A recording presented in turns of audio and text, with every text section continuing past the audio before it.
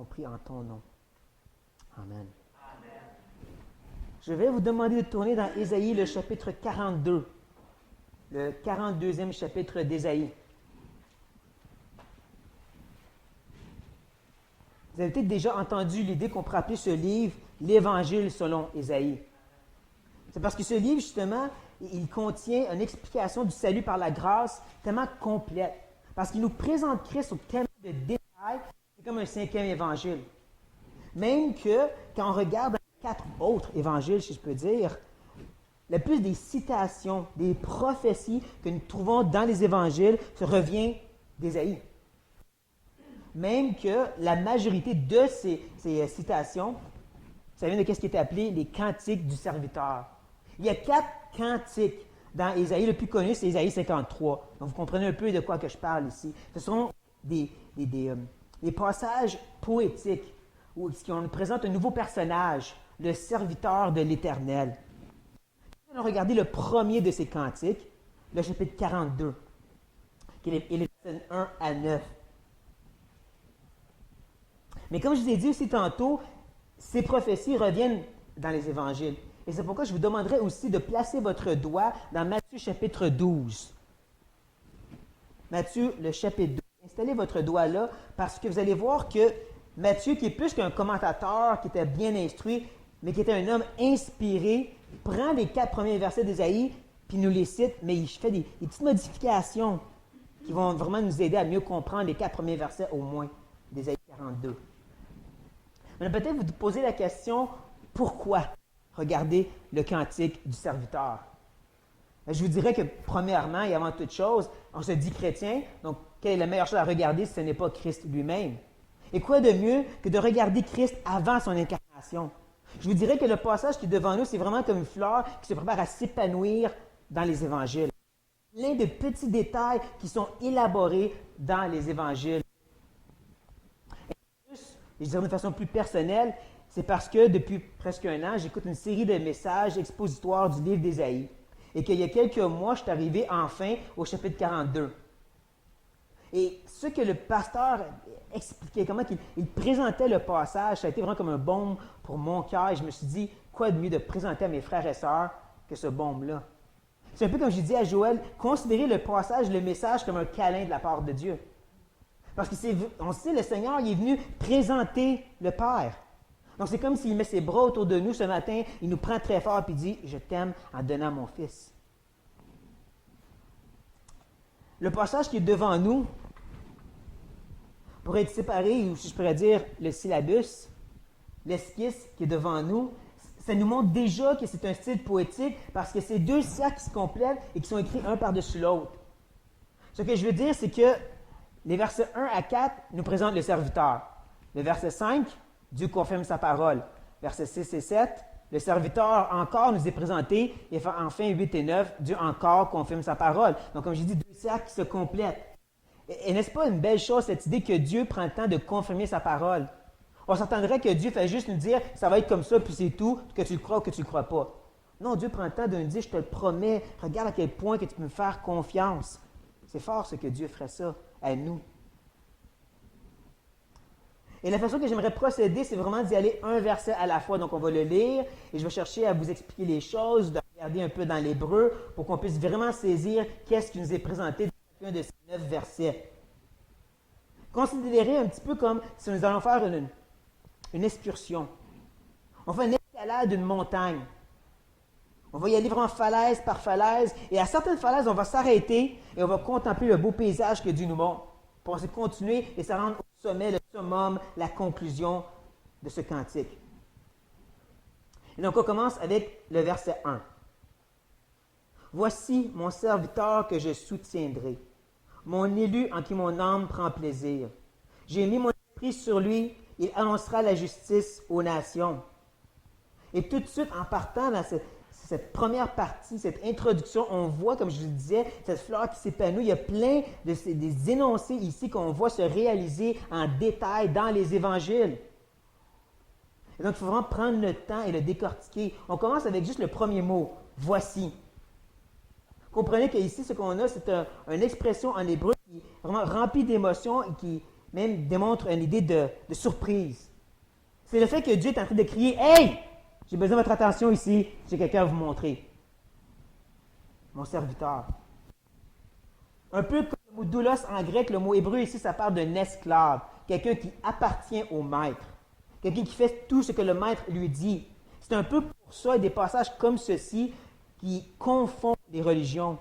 Les témoins de Jéhovah qui disent comment est-ce que Jésus le Fils peut être Dieu, s'appeler un esclave et un serviteur de Dieu. Et nous, on comprend, c'est qu'il est venu nous présenter ce Dieu qui est là pour nous sauver, qui est venu à notre secours. Ça confond l'homme perdu, cette idée que Dieu voudrait nous servir et nous secourir. Il continue en disant que je soutiendrai. Comprenez que l'expression en hébreu est encore plus, je peux dire, ambiguë. Ça veut tout simplement dire je mets ma main sur toi. Le ceci, ça peut vouloir dire que je te soutiens par ma main, mais ça peut aussi vouloir dire je m'appuie sur toi. Et justement, les rois, dans ce temps-là, dans le Moyen-Orient, lorsqu'ils faisaient leur gros message au peuple, ils s'appuyaient sur leurs esclaves, un peu comme une béquille. Ils se tenaient après eux. Donc, ça se peut que l'idée, c'est mon serviteur, je peux y faire confiance, je peux m'appuyer sur lui. On sait, le Seigneur, il a fait tout la volonté du Père. Mais il y a aussi, comme on voit, l'idée dans le verset que c'est soutenir aussi, que je te prends et je te garde. Si le serviteur a besoin du Père, pas plus nous autres aussi, me semble. Et il continue en disant « Mon élu en qui mon âme prend plaisir ». Une très belle idée, n'est-ce pas, cette idée que cet élu, Dieu prend plaisir en lui. Nous avons un petit peu la même sorte de promesse dans Éphésiens. Nous ayant prédestinés dans son amour à être ses enfants d'adoption par Jésus-Christ, selon le bon plaisir de sa volonté. Je ne sais pas si vous savez, mais l'élection, ce n'est pas Dieu s'est fermé les yeux, il a pigé puis il a dit « Bon, je suis prêt avec eux autres ». Non, Dieu il était concentré, il avait tout son cœur impliqué, il a dit « Lui, je l'aime, je prends plaisir en elle, je veux celui-là ». Il prenait plaisir dans le choix qu'il a fait de nous, autant qu'il a fait de son choix de son serviteur. C'est pas assez extraordinaire. Il est autant avec un plaisir de choisir Christ qu'il était avec un plaisir de nous choisir. C'est fort, ça. Et là, nous voyons la Trinité se compléter. Il dit, j'ai mis mon esprit sur lui. Le Père a mis l'esprit sur le Fils. Les trois sont ensemble pour nous secourir. Et là, enfin, il annoncera la justice aux nations. Une expression qui semble peut-être un peu bizarre pour nous. Parce qu'il me semble que Christ est venu pour nous sauver. C'est quoi l'idée d'annoncer la justice aux nations? Bien, je dirais que le mot annoncer, premièrement, ça veut juste dire d'aller. Très simplement, c'est aller pour annoncer, aller pour faire quelque chose, aller. Et que le mot justice, c'est un mot excessivement large. Ça peut parler de jugement, de sentence, de justice, de loi, de droit, justement. Dans le second 21, ça dit « Il révélera le droit aux nations ». Donc, ça combine plusieurs idées ici. Ce qu'on doit comprendre, c'est que quand Christ est venu, il est vraiment venu apporter une nouvelle loi. Une loi écrite sur nos cœurs, pas sur des tables de pierre. Il est venu amener justement une nouvelle justice qui est excessivement plus difficile, si je peux dire, que celle de l'Ancien Testament. Vous avez déjà lu le livre de Lévitique, vous savez que oui, il y a plein de règles, 600 quelques règles. Tu fais ci, tu fais ça marche comme ça. Si tu fais ça, tu pêches. Mais c'est rien comparé à ce que nous avons. La loi de la conscience, qui est nourrie par l'esprit, qui est excessivement plus sévère, comme j'ai dit. Si vous ne croyez pas, lisez le livre d'Hébreux, ça dit que la Nouvelle Alliance est beaucoup plus sévère que l'Ancienne. C'est une lame de rasoir très fine. C'est ça que Christ est venu apporter en réalité. Cette nouvelle justice, ce nouveau droit, cette nouvelle loi. Ça continue au verset 2. Il ne criera point, il n'élèvera point la voix, il ne le fera point entendre dans les rues. Là, il faut comprendre que ces trois énoncés, il ne faut pas les prendre littéral, parce que si oui, on a un gros problème. Il ne criera point vient juste de contredire la Bible. Si vous avez déjà lu le livre de Jean, vous savez qu'à plus qu'une reprise, dans le temple, Jésus va crier « Je suis la lumière, je suis le pain de vie ». Il a déjà crié. Non, il faut voir ici plus une cumulation de qualifications pour nous faire comprendre que Christ va être humble. Il ne va pas prendre la place. Il ne va pas être comme ces pharisiens qui faisaient sonner les cloches pour dire « Je jeûne, je me rapproche de Dieu ». Ou un peu comme j'ai entendu que dans certains pays musulmans africains, il y a des places où justement les gens peuvent prier et se faire payer pour prier. Les gens viennent et disent, regarde cet homme qui cherche Allah, qu'il est incroyable, je lui donne de l'argent. Ça, ce n'était pas Jésus. Il ne cherchait pas à prendre la place. En combien de fois qu'il a guéri des gens pour ensuite leur dire, chut, ce n'est pas personne. Ça, c'est Christ. En plus, si on va dans Matthieu chapitre 12 cette fois, et qu'on regarde le verset 19, il ne contestera point, il ne criera point, et personne n'entendra sa voix dans les rues. On voit que Matthieu fait un petit changement, n'est-ce pas? Il change là, puis en plus, il ajoute l'idée de contester, de se chicaner. On sait combien de fois que les pharisiens sont venus pour justement contester avec lui et que le Seigneur a justement détourné. Où il a partagé une question, puis ensuite il est parti. Il n'a pas cherché à contester avec eux.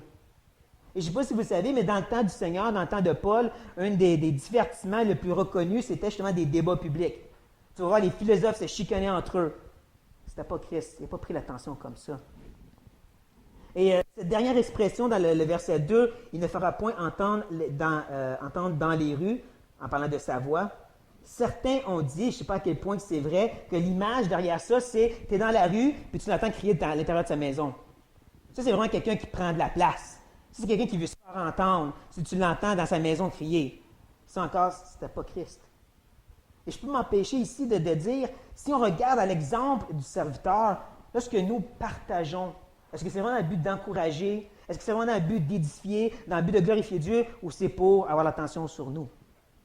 On se pose la question. Est-ce qu'on est comme le serviteur ici? Dans toute humilité. On continue au verset 3. Il ne brisera point le roseau cassé, il n'éteindra point la mèche qui brûle encore. Il annoncera la justice selon la vérité. On est rendu à une des falaises qu'il faut arrêter et contempler. Je vous dirais que c'est vraiment le verset 3 et le verset 3 qui a été le baume en soi qui m'a fait me rendre bien. Et donc je me dis, il faut s'arrêter et regarder chacun des trois énoncés qui sont devant nous. Commençons avec le roseau cassé. Je ne sais pas si vous savez, mais le roseau, c'est tout simplement ce qu'on appelle de nos jours une quenouille. Vous savez, c'est ces mauvaises herbes qui poussent dans les marécages, dans les places qui puent, qui sont laids. Ça, c'est nous le roseau en passant. Hein, on vient de là, puis des fois, on semble demeurer là. Et en passant aussi, les roseaux, les quenouilles sont très faibles. Un coup de vent et ça brise, ça casse. C'est pour montrer notre faiblesse à nous. Et lorsque justement nous sommes, je peux dire, brisés par le péché, brisés par cette culpabilité, encore une fois, j'ai fait le même péché, ou cassés, écrasés par la main de Dieu qui nous éprouve et qui nous travaille. Quand on est à ce point-là où on dit « je suis plus capable », Dieu dit « je ne te briserai pas, je ne vais pas te déraciner, je ne vais pas aller un coup de plus ». C'est un peu la même idée que nous voyons ensuite quand il dit « il n'éteindra point la mèche qui brûle encore ». L'expression « brûle encore », ça veut dire d'être sur le point de s'éteindre. Donc, pensez à une chandelle, justement, que ce moment qui est proche de s'éteindre, on dirait que c'est plus la boucane du feu. Mais à ce moment-là, Dieu n'arrive pas avec ses doigts mouillés et dit « c'est un l'éteindre ». Non, le Seigneur ne va pas faire ça.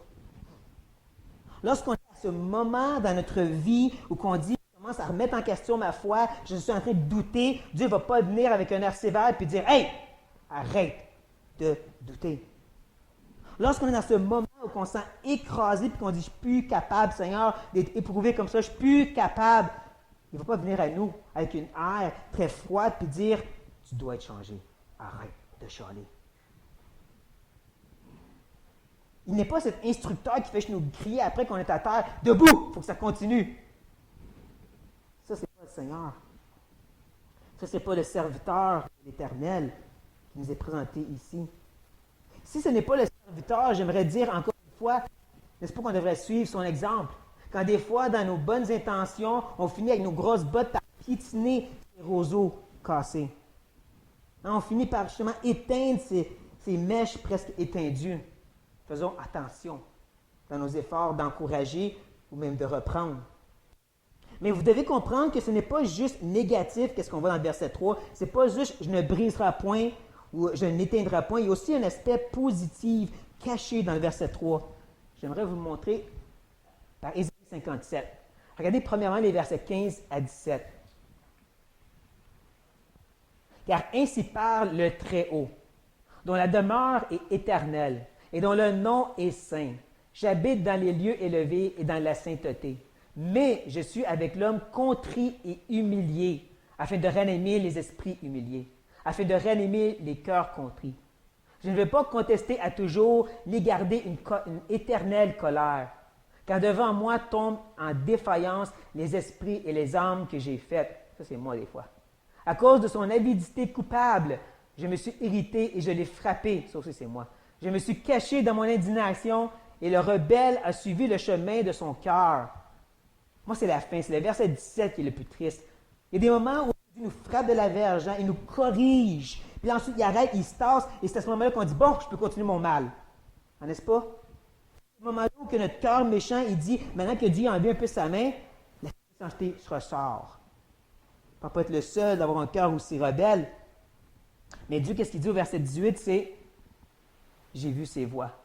Et j'ai fait exprès ici, ces 3 petits points de ne pas finir le verset, pour qu'on se pose des questions, qu'est-ce qui viendrait après? Surtout avec le verset 17. En pensant à Judas dans le temps d'Ézéchiel, Dieu leur dit, je vois dans votre cœur, vous voulez juste retourner à Jérusalem pour retourner à votre idolâtrie. Je vois très bien à quel point vous êtes méchants.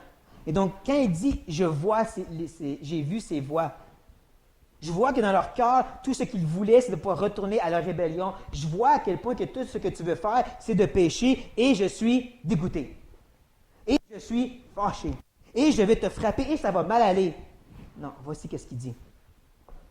Et je le guérirai, je lui servirai de guide, et je le consolerai, lui et ceux qui pleurent avec lui. Pensez à cette image. Te retourner dans ta même boue avant, et là, Dieu arrive. Il essuie tes larmes, puis il dit, je sais, tu es triste d'avoir fait ça. Il te prend par la main et te ramène sur le bon chemin, et il te guérit de cette maladie du péché. C'est ça qu'il fait. Et c'est ça que nous avons devant nous aussi dans le verset 3. C'est ça l'idée, c'est pas juste qu'il ne va pas nous briser, c'est aussi qu'il va nous guérir. C'est pas juste qu'il ne va pas nous éteindre, c'est qu'il va rallumer notre mèche. Et un certain M. Schradal, dans son commentaire sur le verset 3, nous dit premièrement ceci. Il utilise et aime et transfigure les roseaux brisés. Ils deviennent des stylos pour écrire sa vérité. Ils deviennent des instruments de musique douce à retentir sa louange. Ils deviennent des piliers pour tenir et orner son temple, des épées et des lances qui mettent en déroute ses ennemis. Bien sûr, pour la mèche, ils sont transformés en lampes qui brillent, en des feux qui avertissent, en torches qui partagent son message à la génération suivante, dans les rayons des phares et faisceaux qui guident les marins au beau port du ciel. C'est ça que Dieu fait avec les roseaux cassés et les mèches presque éteindues. Il fait ça. C'est ça que nous devons voir dans le verset 3. C'est ça que nous devons comprendre de ce serviteur. C'est pas juste que Dieu nous voit dans notre misère. Hein? Il fait 39 coups, pas un coup de plus. Maintenant, va guérir, puis on va recommencer la semaine prochaine. Non, au contraire. Lorsqu'il finit ses coups, il vient à côté de nous, il nous s'approche de notre oreille, puis il nous dit, tu sais que je t'aime, et que ça m'a déchiré de te faire ça. Il nous guérit, il nous rétablit, et il nous fortifie. C'est ça qu'il fait, le serviteur de l'Éternel. Comment est-ce qu'il nous guérit? Je vous dirais que la réponse se trouve dans le dernier énoncé du verset 3. Il annoncera la justice selon la vérité. Je sais que ça c'est un énoncé un petit peu à part, qui n'a pas rapport avec ce qu'on vient juste de voir, mais il faut bien le comprendre. Rappelez-vous qu'annoncer, c'est d'aller dans tous les sens possibles. La justice, comme on a vu tantôt, c'est la loi, c'est le droit, c'est tout. Et la vérité ici, ça parle de fidélité ou d'être ferme. Donc, il est fidèle pour amener, apporter, annoncer cette justice. Encore une fois, on va aller voir dans Matthieu, qu'est-ce qu'on peut voir. Regardez le fin du verset 20. Jusqu'à ce que ce qu'il ait fait triompher la justice. La justice va réussir, va accomplir. Si on combine ceci avec ce qu'on vient juste de voir au verset 3, il me semble que le médicament que Dieu nous donne pour nous guérir, c'est la justice. C'est sa loi. C'est sa parole. Vous savez, il y a un lien très intime entre notre guérison, quand on est cassé, quand on est souffrant, et ce que les puritains appelaient les œuvres de la grâce. Les choses très simples comme lire la parole, prier, être en communion les frères et sœurs, aller à l'assemblée, écouter des bons messages bibliques, chanter à l'Éternel, lire des bons livres chrétiens, et ainsi de suite, et ainsi de suite. De croire qu'on peut guérir d'une grosse plaie ouverte juste en se reposant, sans avoir des points de suture, ça ne marche pas. Les points de suture, c'est la justice qui fait triompher, qui va avoir son succès dans nos vies. Maintenant, il faut continuer notre escalade. Verset 4. Il ne se découragera point, il ne se relâchera point, jusqu'à ce qu'il ait établi la justice sur la terre et que les îles espèrent en sa loi.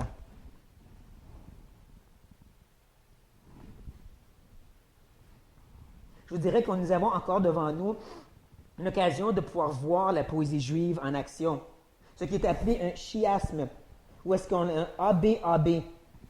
Dans le sens que le début du verset 3 est rattaché au début du verset 4 et la fin du verset 3 et la fin du verset 4.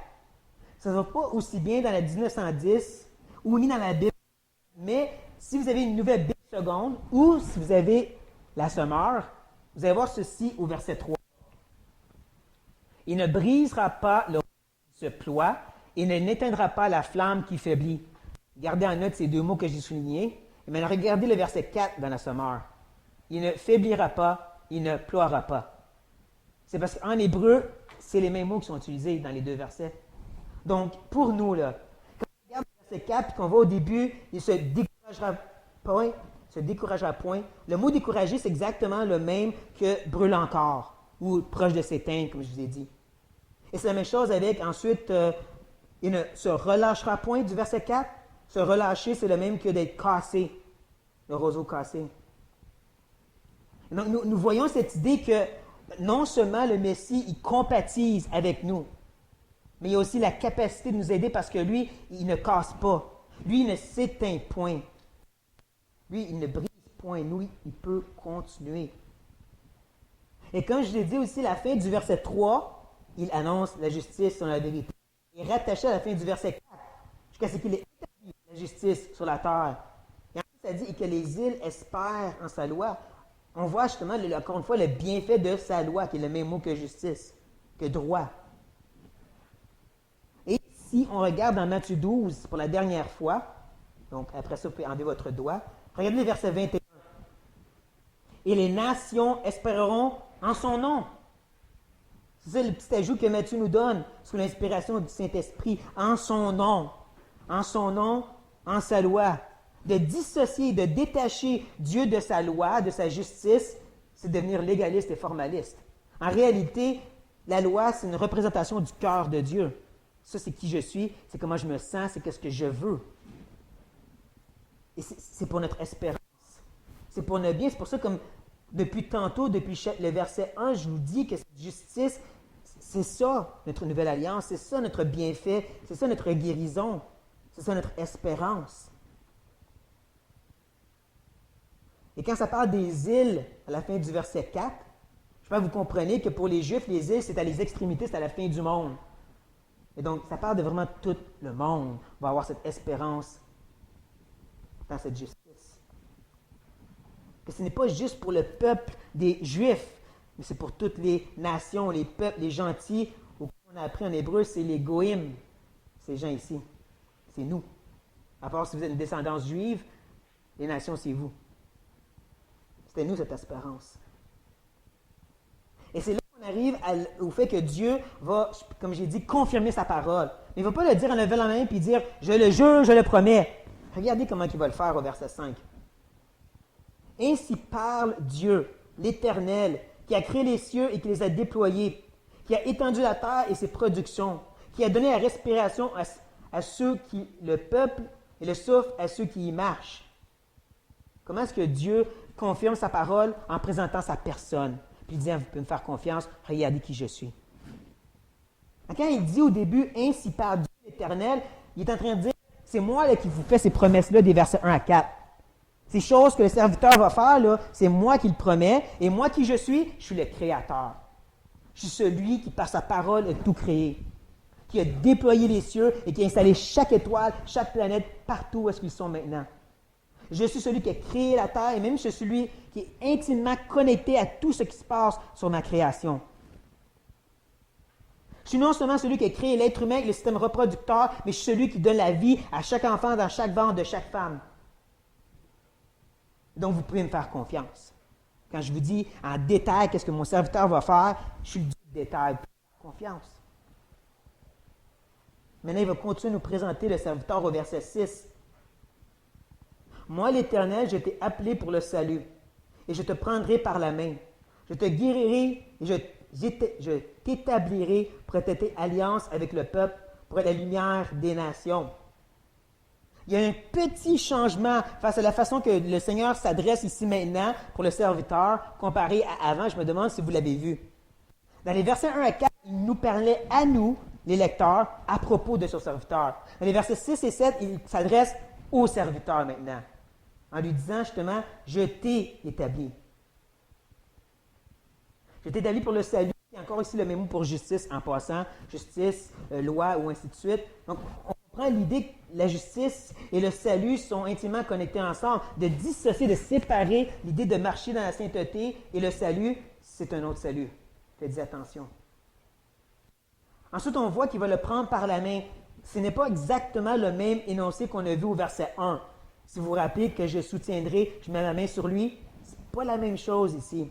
Parce que le mot « prendre », ça veut dire de fortifier. Je vais te donner de la force en mettant ma main sur toi.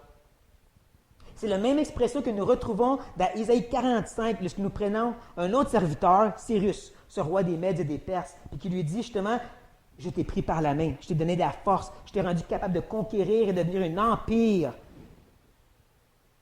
C'est Dieu qui va donner à son serviteur cette force et comme il dit ensuite, qu'il va le garder. Encore ici, nous voyons comment ce serviteur, ce Messie, va avoir besoin de Dieu. N'est-ce pas que nous aussi, on devra avoir besoin de Dieu? Et je ne parle pas seulement de cette idée que de temps à autre, je puise la force de Dieu. Je ne parle pas de cette idée que de temps à autre, je vais me ressourcer en Dieu. Moi, je parle d'être branché sur lui 24 heures sur 24, 16 jours par semaine. Et dans les années bissextiles, on a un jour de plus. On reste toujours branché sur lui. C'est de ça que je parle ici maintenant. Le problème, c'est qu'on n'a plus besoin du pain quotidien. On a des garde-manger, des frigos, des congélateurs, des comptes en banque et des cartes de crédit. On n'a pas besoin de Dieu. Mais en réalité, on a plus besoin de Dieu que jamais avant pour qu'il sorte de ce bourbier, de ce mensonge qui nous dit qu'on est autosuffisant. C'est pas pour rien, justement, que de temps à autre, Dieu semble nous enlever nos comptes en banque, nous enlever nos biens pour nous faire rappeler « Tu as besoin de moi ». Hein, qu'il nous amène à ce point où on est presque, comme au verset 3, cassé. Puis qu'on dit « Qu'est-ce qui va se passer? Je vais finir bientôt. » Ou qu'on est justement sur le point d'être éteint. Il nous amène là pour qu'on réalise que la seule raison que notre flamme reste enflammée, c'est par Dieu. Et là, il continue dans le verset 6 en disant « Et je t'établirai pour traiter alliance avec le peuple. » Nous avons un autre de ces falaises qu'on doit s'arrêter et contempler. C'est une belle longue phrase qui peut sembler compliquée, donc j'aimerais la simplifier. Dans la traduction Martin, qui oui est une vraie traduction en passant, ça dit « Et je te ferai être l'alliance du peuple. » Vous savez, le Seigneur, c'est plus que le médiateur qui a fait un sacrifice pour le peuple comme Moïse. Il est littéralement ce sacrifice, littéralement cette alliance faite avec son peuple. On peut justement le voir, ce même langage, entre autres, dans Éphésiens 2,14, « Car il est notre paix, lui qui des deux n'en a fait qu'un, qui a renversé le mur de séparation d'inimitié. » Ça ne dit pas « il nous donne la paix », ça ne dit pas « il nous donne sa paix », il dit « il est dans sa personne notre paix ». Voici qu'est-ce que Siméon il dit lorsqu'il prend l'enfant Jésus dans ses mains, « Car mes yeux ont vu ton salut, salut que tu as préparé devant tous les peuples, lumière pour éclairer les nations et gloire d'Israël, ton peuple. » Bonne partie de ce langage nous fait penser à Isaïe 42, n'est-ce pas? Mais il y a le bébé dans les mains, puis il dit « Je vois ton salut ». L'enfant même, la personne de Jésus, c'est le salut. Pour encore mieux saisir, on va aller voir une autre traduction. Regardez bien dans la parole de vie, qu'est-ce qu'on voit? En moi, en toi, je réalise mon alliance avec le peuple. Ça, c'est encore du langage du Testament, Éphésiens 1. Nous sommes en Christ. C'est de ça qu'on parle ici, dans notre énoncé du verset 6. Cette réalité que le salut, ce n'est pas juste un acte que j'ai fait il y a quelques années, une prière que j'ai faite il y a quelques temps. C'est une nouvelle réalité, une nouvelle identité. J'ai été baptisé dans la mort et la résurrection de Christ. J'ai revêtu Jésus-Christ. Et donc, c'est, je dirais, nocif et même dangereux. Tu as commencé à penser qu'on peut avoir deux sphères d'existence. Tu as les choses séculières, les choses profanes que tu fais de temps à autre. Je ne parle pas de péché ici. Et tu as la sphère spirituelle. Ce n'est pas notre réalité. Nous avons été rentrés dans une seule sphère, la sphère de la grâce. Nous sommes maintenant des êtres spirituels, c'est là qu'on vit, c'est notre réalité. Je peux me permettre une petite image, peut-être un peu ridicule. Imaginez-vous que vous portez un habit un peu comme quand il y a des gars toxiques.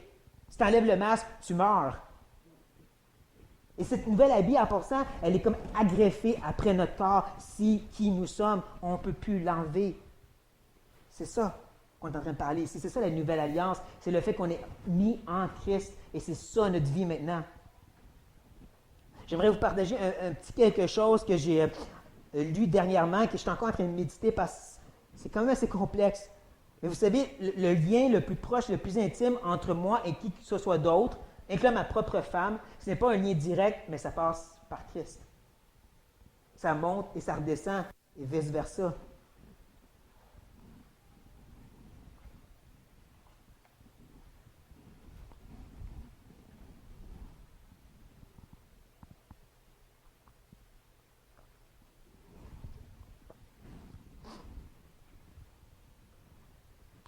Et quand ça dit à la fin du verset 6, pour être la lumière des nations, vous comprenez que la lumière, c'est la même idée que l'alliance ici, j'espère. Et que les nations, bien sûr, c'est nous. Que cette promesse, maintenant, n'est plus juste pour le peuple, les Juifs, comme on l'a dit, mais c'est pour nous. On pourrait peut-être se poser la question, pourquoi l'utilisation de la lumière? C'est quoi le rapport de parler de lumière s'il parlait déjà d'alliance? Je crois que c'est pour faire le lien avec le verset 7. Pour ouvrir les yeux des aveugles, pour faire sortir de prison les captifs et de leur cachot ceux qui habitent dans les ténèbres. Ce verset, il est encore une fois riche dans son accomplissement vu dans les évangiles, n'est-ce pas? Combien de fois que Christ a littéralement guéri des aveugles? On sait qu'il y avait une image spirituelle derrière ça. Je l'ai guéri l'aveugle physiquement, quand je peux guérir vos aveuglements spirituels. Pensez à l'aveugle-né qui, justement, a été guéri autant physiquement que spirituellement. Après que Dieu lui a ouvert les yeux, il a aussi pu voir dans son cœur. C'est lui le Sauveur. Je dirais que tout ce que Christ a fait, guérison ou action quelconque, miracle, il y avait toute une image spirituelle derrière. Quand il guérit un lépreux, il est en train de nous dire qu'il va nous guérir de cette maladie de la chair qui est en train de décomposer l'intérieur, qui nous fait mourir pièce par pièce. Et quand ensuite, dans le verset 7, ça nous parle d'être libérés comme prison, libérer les captifs, libérer les cachots, on se rappelle de la parabole du Seigneur qui parle de cet homme fort qui est attaché pour que l'homme plus fort puisse prendre ses dépouilles. Quand Christ est venu, si je peux dire, il a attaché Satan, il a pris les dépouilles qui sont ses élus et il est parti avec. Il nous a libérés de cet emprisonnement, de cet enchaînement dans lequel Satan nous gardait de nos péchés anciens. C'est à ce moment que, encore une fois, l'Éternel va se présenter et chercher à nous confirmer sa parole. Verset 8. Je suis l'Éternel, c'est là mon nom, et je ne donnerai pas ma gloire à un autre, ni mon honneur aux idoles. Je pense que vous comprenez que le verset 8 ne commence pas avec deux mots, ce n'est pas « je suis l'Éternel », c'est juste le nom propre de Dieu qui est ici. Les fameuses 4 lettres, Yahvé, je suis celui qui est. C'est comme ça que le verset 8 commence, par son nom propre. Mais c'est bizarre qu'ensuite il dit, c'est là mon nom. Est-ce qu'il y a vraiment besoin de dire aux Juifs, Yahvé, c'est mon nom? On sait déjà que c'est ton nom. C'est comme on le voit au verset 5 et 6, où encore une fois, il nous rappelle son nom. Surtout au verset 6, quand il dit, moi l'Éternel, moi Yahvé. Oui, on sait que toi c'est Yahvé. Pourquoi tu nous le dis? Pourquoi que tu dis ton nom c'est Yahvé? Parce qu'il faut penser à ce que son nom veut dire. Je suis celui qui est autosuffisant. Je n'ai pas besoin de vous, mais j'ai quand même décidé dans mon bon plaisir de vous choisir. Je vous dirais que c'est un bon exercice de temps à autre d'aller à travers tout l'Ancien Testament, de voir les titres, les noms que Dieu se donne, parce qu'elle nous montre sa personne. Je dirais que c'est aussi un bon exercice d'aller dans le Nouveau Testament et voir les noms de Christ aussi. M. Jonathan Edwards a justement fait un message sur les noms de Christ et les comparaisons. Le lion de Juda, l'agneau de l'Éternel. Le roi des rois et le Seigneur des seigneurs, le serviteur de l'Éternel. Il y en a plusieurs autres. Mais c'est un rappel pour nous qui est la personne de Dieu. Mais là, qu'est-ce qui devient vraiment bizarre, c'est la fin du verset 8. Pourquoi il nous parle d'idolâtrie? C'est là que je vous dirais que de comprendre mieux le contexte nous aurait aidé. Le chapitre 41 parle contre les idoles. C'est une place où Dieu, justement, littéralement se moque de l'idolâtrie. Mais plus encore, nous savons que le peuple d'Israël avait un énorme problème avec l'idolâtrie. Et que Dieu leur fait comprendre, votre idolâtrie, là, c'est que vous volez ma gloire. Il l'a donné à un autre. Et là, il mentionne ceci dans la Nouvelle Alliance, c'est qu'il est en train de nous dire, lorsqu'on se confie en autre chose que Dieu, lorsqu'on on cherche notre confort, notre joie, notre plaisir en autre chose que Dieu, on lui vole sa gloire. Il faut prendre ça très au sérieux. Dieu il dit, je ne donne pas ma gloire à un autre, ni mon honneur aux idoles. Et enfin, on est rendu au sommet, le verset 9. Voici les premières choses se sont accomplies. Je vous en annonce de nouvelles avant qu'elles arrivent. Je vous les prédis. Nous voyons que Dieu va terminer où est-ce qu'il a commencé avec son cri retentissant. Voici! Portez attention à ce que j'ai à vous dire. Qu'est-ce qu'il dit? Il dit premièrement, les premières choses se sont accomplies. Pourquoi qu'il nous dit ça? Il faut savoir que les premiers lecteurs du livre d'Ésaïe, qui se faisaient justement partager sur le fait qu'il allait avoir une déportation, qu'il allait subir une grande conséquence pour leur péché, se sont fait dire ça 150 ans avant que le roi de Babylone est arrivé. Mais en même temps, nous savons qu'il y a eu d'autres lecteurs plus tard, dont ceux qui étaient en déportation, ceux qui avaient vu le pays de Jérusalem brûlé et détruit, qui étaient désolés, qui étaient attristés, qui pouvaient lire jusqu'à ici puis voir tout ce que Dieu a dit, c'est arrivé. Donc, quand il leur dit ici, les premières choses sont accomplies, ils peuvent hocher la tête et dire, oui, Seigneur, tu as raison. Et donc, quand il ajoute, et je vous annonce des nouvelles, il y a cette idée de rattacher, et vous pouvez me faire confiance, ils vont arriver aussi. Si les premières se sont passées, vous savez que les prochaines aussi. Les prochaines, comme encore une fois, Ésaïe 45. C'est quand même connu qu'il y a beaucoup de Juifs très fidèles que lorsqu'ils ont vu Cyrus arriver, ils ont regardé 45 puis ils ont dit, c'est comme Dieu a dit. Donc on va libérer. On retourne à Jérusalem. Parce qu'ils ont cru. Ils ont dit, Dieu l'a promis pour la déportation, il va garder sa promesse pour Cyrus. La question à se poser, c'est est-ce qu'on a cette même foi, nous autres? En combien ici, justement, que Dieu guide et aide, il dit, fais-moi confiance ici. Je sais qu'est-ce que tu fais, j'ai un plan, et son plan s'est accompli. Et là, nous sommes encore dans une circonstance où Dieu dit, fais-moi confiance, j'ai un plan. Est-ce qu'on va le croire? Encore une fois, comme ces Juifs qui attendaient Cyrus. Il y a dans la suite du verset 9, quelque chose juste en dessous, je peux dire, de la terre. Quand ça dit « avant qu'elles arrivent », permettez-moi de vous montrer dans la seconde 21 encore une fois. « Avant qu'elles ne soient en germe, je vous les annonce. » Parce que justement, le mot ici « qu'elles arrivent », c'est littéralement un terme de jardin qui parle d'être un germe, une petite semence cachée juste sous la terre. L'idée, c'est comme si Dieu il a pris une petite semence et il a dit « Voyez ceci, peuple de Juifs, c'est un pommier. Il va avoir exactement 10 branches et 50 pommes, il va mourir exactement à cette date-là. » C'est exactement ça qui s'est passé. À la lettre, comme Dieu avait dit. Et là, il montre une nouvelle semence, le Messie à venir. Puis il dit « Il va se passer exactement ceci. » Là, c'est à vous de croire. Est-ce que cette germe va arriver exactement comme je vous dis? C'est un peu la même chose pour nous. Jésus qui a dit « Je suis déjà venu et je vais revenir vous chercher. » Est-ce que vous croyez? Ou dans un contexte plus personnel, encore une fois, combien de fois que Dieu justement nous montre une semence puis il dit ça, là, ça va accomplir telle chose, telle chose, telle chose dans ta vie. Puis c'est exactement ça que ça a fait. Là, il nous en montre une nouvelle, une petite affaire, puis on dit ça, vraiment, ça va faire ça dans ma vie. Est-ce qu'on va le croire? Réalisant que le pommier, il était vraiment un pommier, que celui-ci va faire exactement ce que Dieu a dit.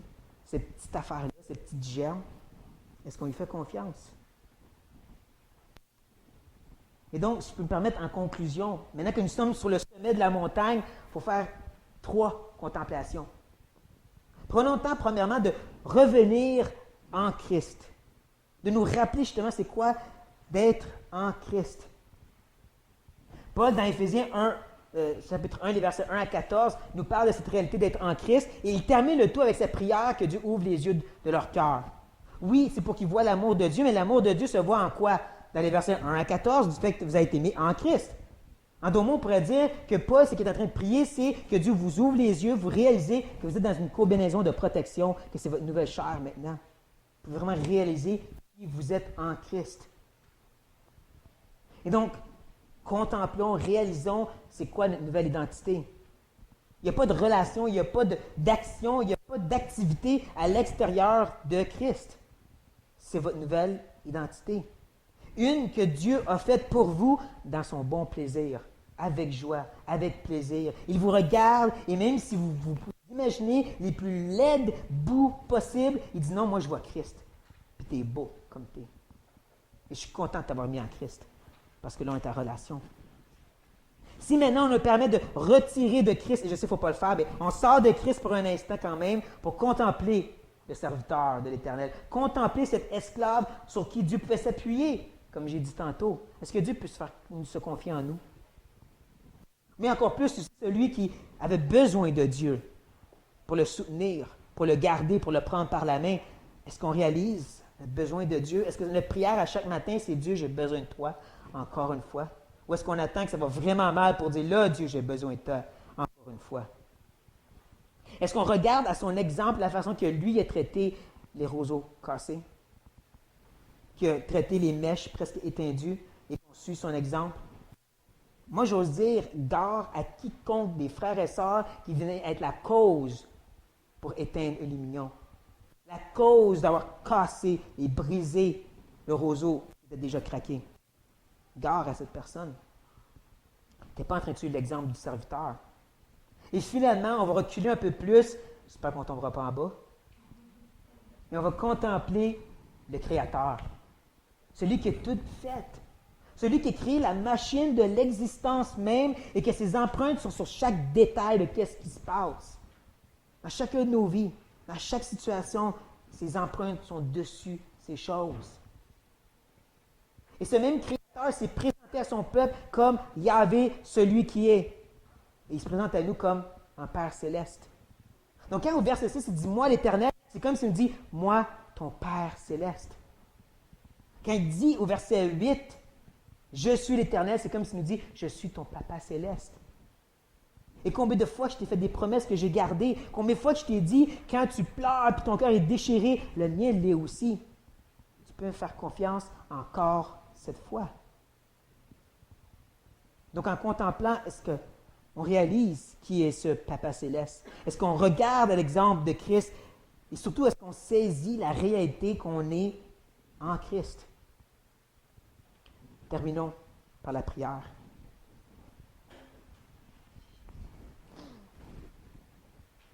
Père, on est vraiment bouche bée.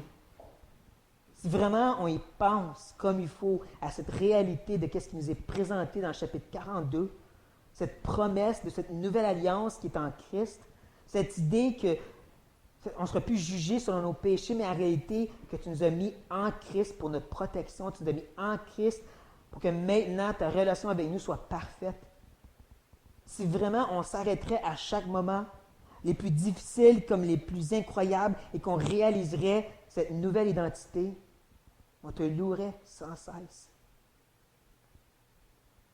Seigneur, je te prie pour les roseaux qui sont cassés, et ces lumignons sur le point de s'éteindre, rallume-les. Ô grand Dieu, aie pitié de eux pour ne pas les briser, mais pour les guérir et les rétablir et les fortifier. Seigneur, toi qui leur as promis maintes et maintes fois de les aider et que tu l'as fait, rappelle-leur que ces germes, encore une fois, vont pousser dans quelque chose de glorieux, qui vont accomplir de grandes choses dans leur vie. Ce que je te demande, grand Dieu, c'est qu'on puisse vraiment te contempler et t'émerveiller et te louer. Ce que je te demande, c'est qu'on suive l'exemple de ton serviteur, notre frère, notre Seigneur Jésus-Christ. qu'on soit ton exemple pour venir compatir et secourir les affligés qui nous entourent.